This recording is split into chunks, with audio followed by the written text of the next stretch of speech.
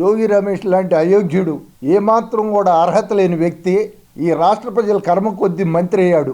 కనీసం తనకు ఏ శాఖ కూడా తనకి తెలీదు. తను ఏ శాఖ కింద పనిచేస్తున్నాడు, తన శాఖలో ఏ కార్యక్రమాలు చేయాలి అనేది కూడా ఏమాత్రం కూడా అతనికి అవగాహన లేదు. అలాంటి వ్యక్తి ఈ రాష్ట్రానికి మంత్రి కావటం అనేది ఈ ప్రజల యొక్క దౌర్భాగ్యం అని చెప్పి తెలియజేస్తా ఉన్నా. తన శాఖ తెలియదు కానీ శవం కనపడగానే శవ రాజకీయాలు మొదలుపెట్టాడు. నిన్న పెన్షనర్లు గొడవ చేస్తూ ఉంటే రాష్ట్ర ప్రభుత్వమే చేస్తూ ఉన్నారు. అక్కడ ఒక మనిషి దురదృష్టవశాత్తు అనారోగ్య కారణంగా చనిపోతే ఆ చావును కూడా రాజకీయంగా వాడుకోవటానికి శవాల మీద చిల్లర డబ్బులు ఏడుకునేటటువంటి జోగి రమేష్, అతను మంత్రి కాదు, ఒక రౌడీ, ఒక దుర్మార్గుడు, ఏమాత్రం కూడా సంస్కారం లేని మనిషి.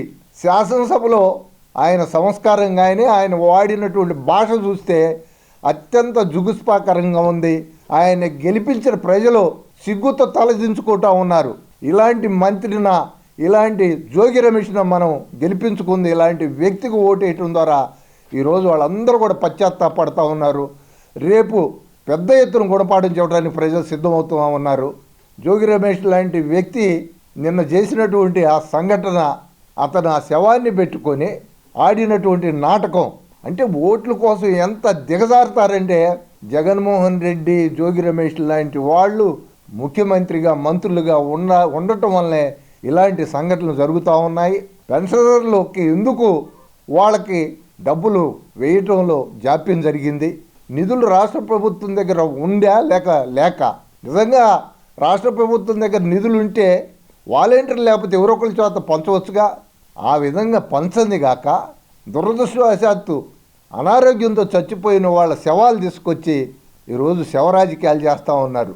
గతంలో వివేకానంద రెడ్డి హత్య, కోడికత్తి ఇలాంటి వాటి ద్వారా లబ్ధి పొంది ఈరోజు ఈ విధంగా తాజాగా పెన్షనర్లు ఎవరో చనిపోతే ముసలి వాళ్ళు దాన్ని కూడా రాజకీయం చేసుకొని పబ్బం గడుపుకోవాలని జోగి రమేష్ చూస్తూ ఉన్నాడు. ఇవన్నీ కూడా జగన్మోహన్ రెడ్డి ఆదేశాల మేరకు, ముఖ్యమంత్రి ఆదేశం మేరకే ఈ జోగి రమేష్ లాంటి వాళ్ళు ఇలాంటి నాటకాలు ఆడుతున్నాడు. జోగి రమేష్ని కేవలం మంత్రి పదవి ఇవ్వటం కారణం శాసనసభలో సంస్కారహీనంగా మాట్లాడతాడు, బూతులు మాట్లాడతాడు.